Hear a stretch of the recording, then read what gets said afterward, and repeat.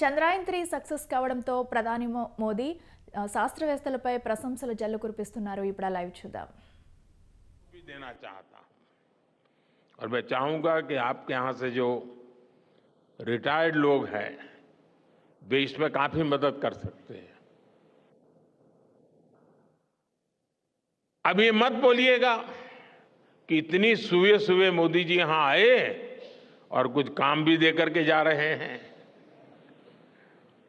साथियों, मैं चाहूंगा कि इसरो केंद्र सरकार के विभिन्न मंत्रालय और राज्य सरकारें मिलकर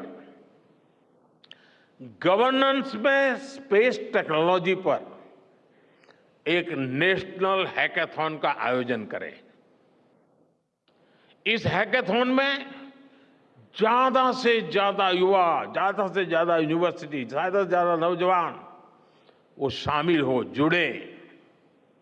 मुझे विश्वास है ये नेशनल हैकाथॉन हमारी गवर्नेंस को और प्रभावी बनाएगा, देशवासियों को मॉडर्न सॉल्यूशंस देगा.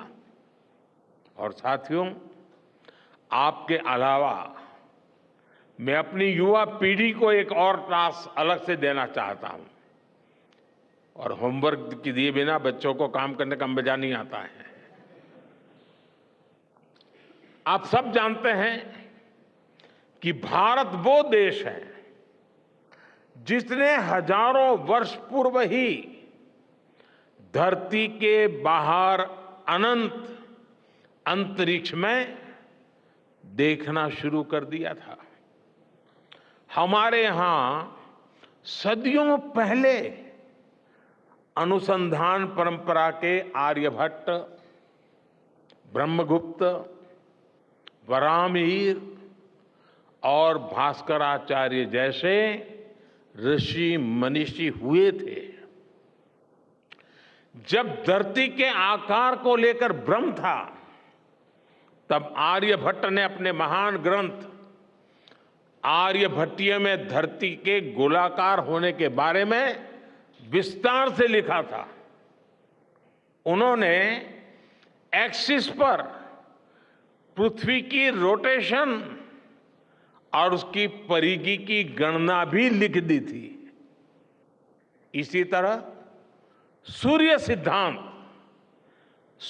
सिद्धांत जैसे ग्रंथों में भी कहा गया है, सर्वत्रैव महिगोले, सर्वत्रैव महिगोले स्वस्थानम उपरि स्थितम मन्यन्ते खेयतो गोलस तस्य क्व ऊर्ध्वं क्व वादः. अर्थात पृथ्वी पर कुछ लोग अपनी जगह को सबसे ऊपर मानते हैं, लेकिन ये गोलाकार पृथ्वी तो आकाश में स्थित है. उसमें ऊपर और नीचे क्या हो सकता है, ये उस समय लिखा गया था. ये तो मैंने सिर्फ एक श्लोक बताया है. ऐसी अनगिनत रचनाएं हमारे पूर्वजों ने लिखी हुई है. सूर्य, चंद्रमा और पृथ्वी के एक दूसरे के बीच में आने से ग्रहण की जानकारी हमारे कितने ही ग्रंथों में लिखी हुई पाई जाती है. पृथ्वी के अलावा अन्य ग्रहों के आकार की गणनाएं, उनके मूवमेंट से जुड़ी जानकारी भी हमारे प्राचीन ग्रंथों में मिलती है.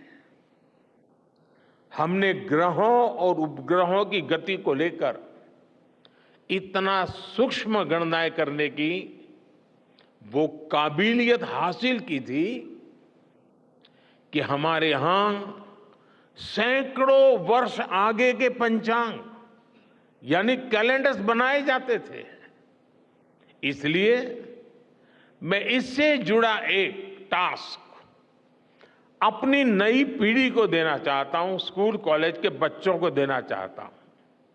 मैं चाहता हूं कि भारत के शास्त्रों में जो खगोलीय सूत्र है उन्हें साइंटिफिकली प्रूव करने के लिए नए सिरे से उनके अध्ययन के लिए नई पीढ़ी आगे आए।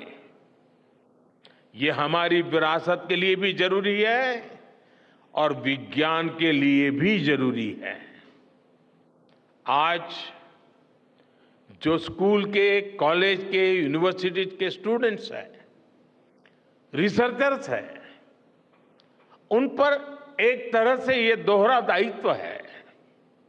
भारत के पास विज्ञान के ज्ञान का जो खजाना है वो गुलामी के लंबे कालखंड में दब गया है, छिप गया है। आजादी के इस अमृत काल में हमें इस खजाने को भी खंगालना है, उस पर रिसर्च करनी है और दुनिया को भी बताना है। दूसरा दायित्व ये कि हमारी युवा पीढ़ी को आज के आधुनिक विज्ञान, आधुनिक टेक्नोलॉजी को नए आयाम देने हैं। समंदर की गहराइयों से लेकर आसमान की ऊंचाई तक, आसमान की ऊंचाई से लेकर अंतरिक्ष की गहराई तक आपके लिए करने के लिए बहुत कुछ है। आप डीप अर्थ को भी देखिए और साथ ही डीप सी को भी एक्सप्लोर करिए। आप नेक्स्ट जनरेशन कंप्यूटर बनाइए और साथ ही जेनेटिक इंजीनियरिंग में भी अपना सिक्का जमाइए। भारत में आपके लिए नई संभावनाओं के द्वार लगातार खुल रहे हैं। 21वीं सदी के इस कालखंड में जो देश साइंस और टेक्नोलॉजी में बढ़त बना ले जाएगा, वो देश सबसे आगे बढ़ जाएगा।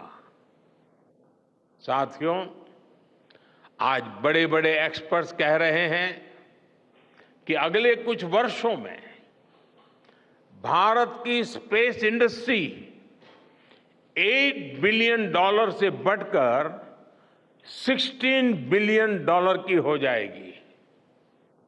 सरकार भी इस बात की गंभीरता को समझते हुए स्पेस सेक्टर में लगातार रिफॉर्म कर रही है। हमारे युवा भी कमर कसकर तैयार है। आपको जानकर सुखद आश्चर्य होगा कि पिछले 4 साल में स्पेस सेक्टर में काम करने वाले स्टार्टअप्स की संख्या 4 से बढ़कर करीब करीब 150 हो गई है। हम कल्पना कर सकते हैं कि अनंत आकाश में कितनी अनंत संभावनाएं भारत का इंतजार कर रही हैं। वैसे कुछ दिन बाद 1 सितंबर से MyGov हमारे चंद्रयान मिशन को लेकर बहुत बड़ा क्विज कंपटीशन लॉन्च करने वाला है। हमारे देश के स्टूडेंट्स इससे भी शुरुआत कर सकते हैं। मैं देश भर के